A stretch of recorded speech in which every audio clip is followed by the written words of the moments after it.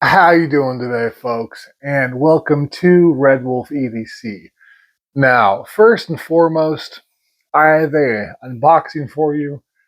That's not really an unboxing because this thing was packaged so damn well with this very funny little enjoy Kyle thing on here, taped to the box, wrapped around like crazy. And I started off unboxing this on camera.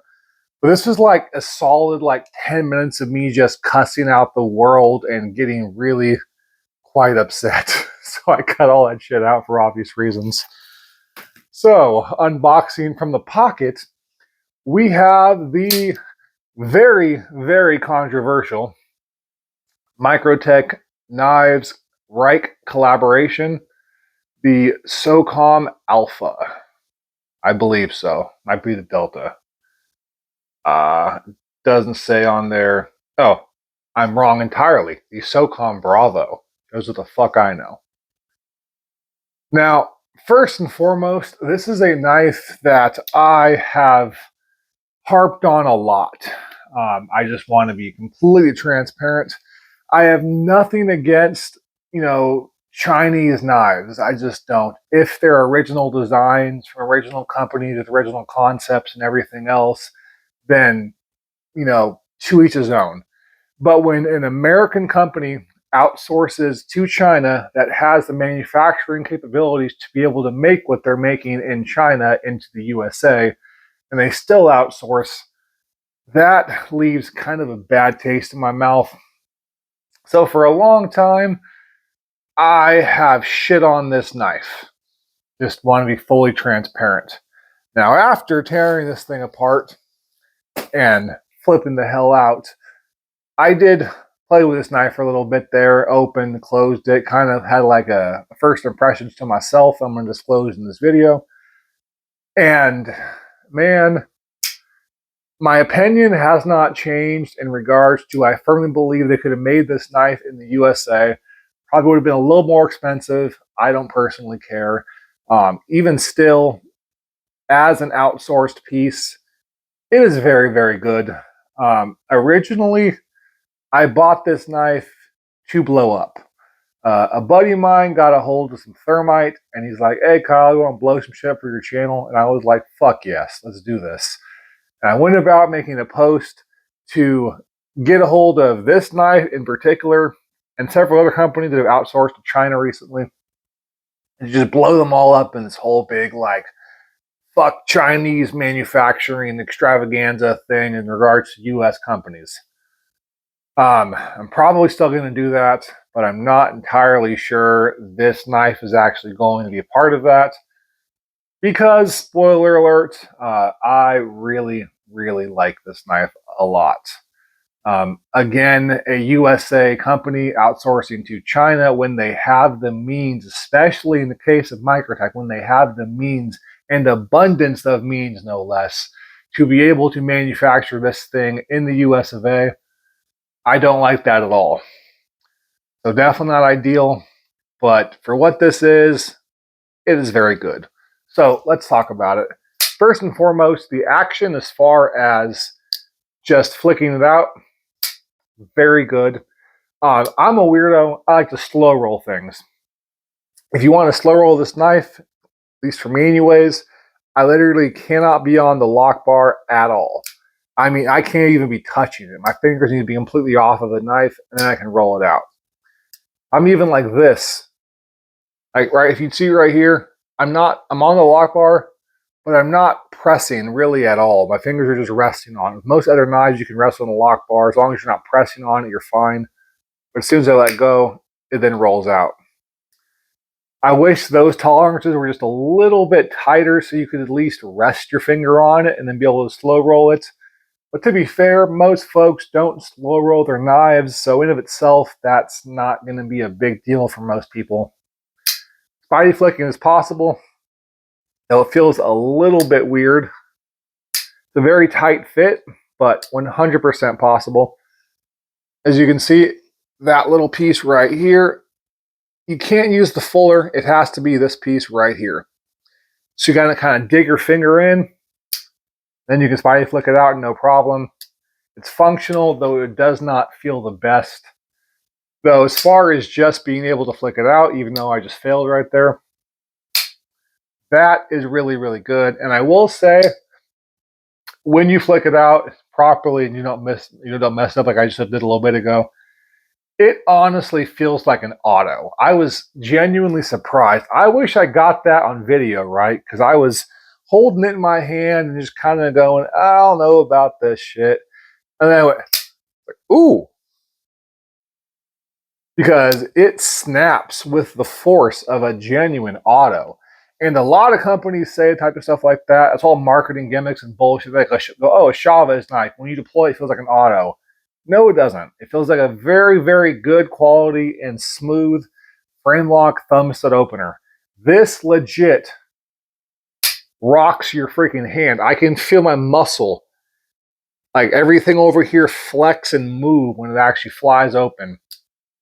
I'm not sure if it's a heavy blade or what the case is, but literally it feels like a very hard firing automatic when it opens up. The action is fantastic. The fit and finish. I am not a big fan of carbon fiber. Most people are. That's cool if you are. The carbon fiber, for what it is very, very nice. It's hard to see on camera. There is a void right there. There's another void right here on this corner piece and right here by the clip.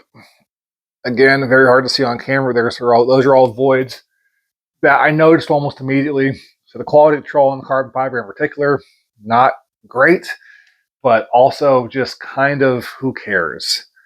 The reason why I like carbon fiber is it's a very slick material. Like, don't get me wrong, it feels just fine in your hands while moving and everything else, right? But it's really easy to pull out. Like, that's not me being dramatic here.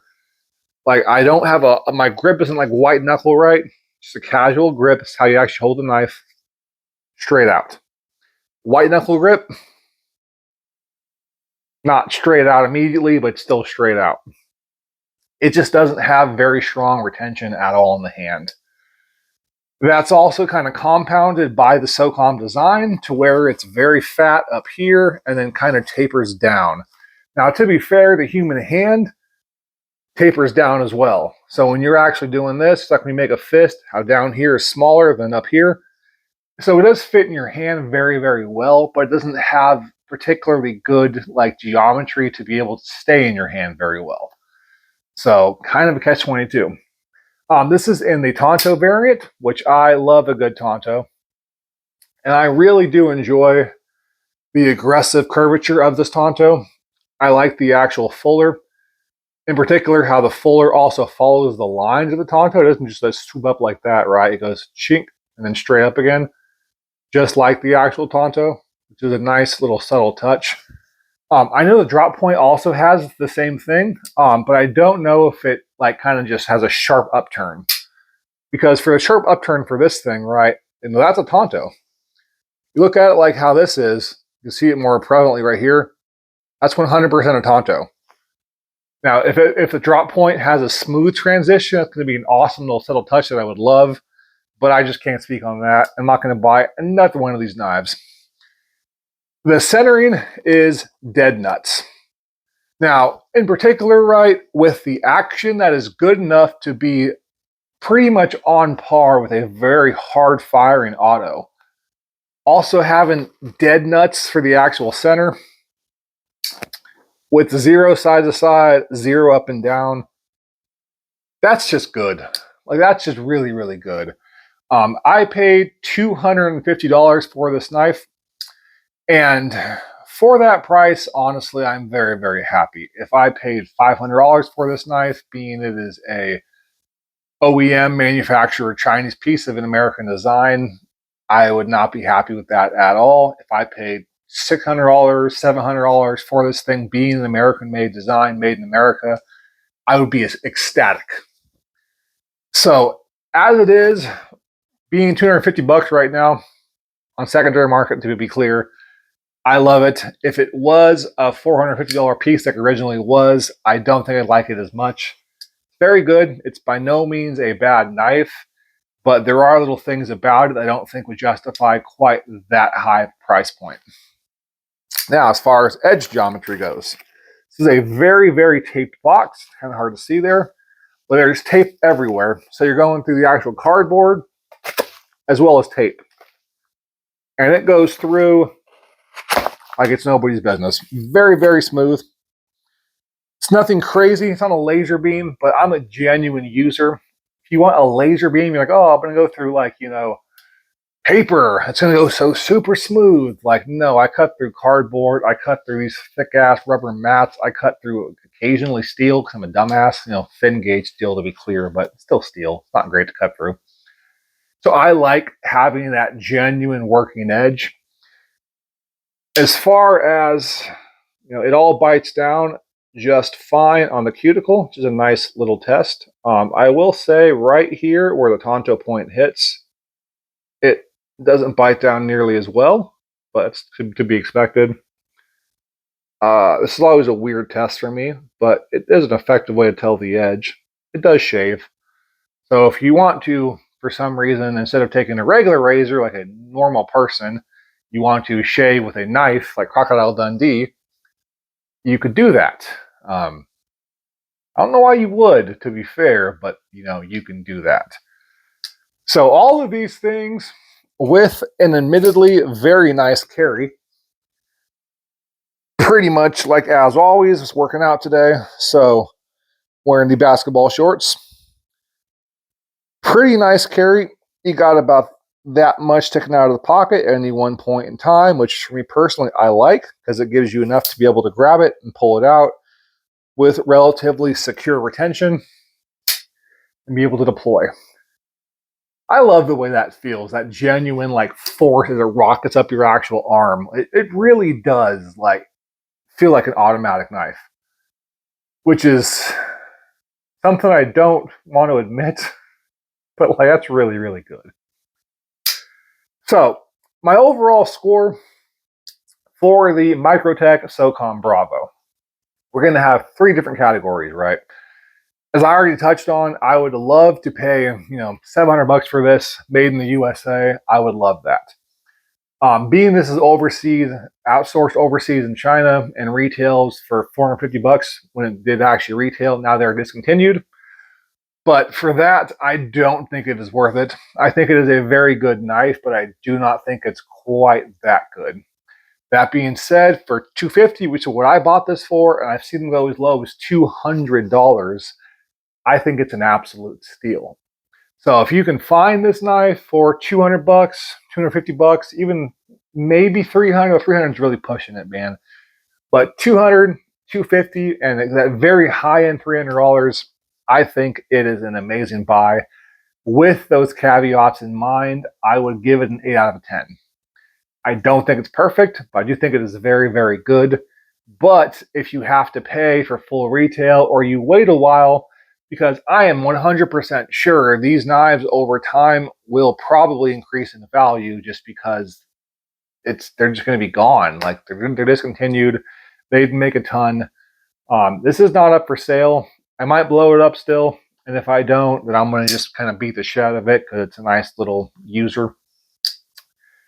I think that's definitely a good thing, but if these do go up in price eventually, and you're paying, again, $400 or $500 retail, $500, $600, $700 on eBay, whatever the case may be, is it worth it at that point in time? Absolutely not. And honestly, it's not even close. It is good. It is not that good. I really, really hope Microtech wises up. And now that these knives are discontinued, they make this exact same model, hopefully with the exact same styling, ideally in some micarta, which is not going to happen, let's be honest here, man. But if it did, I would love that.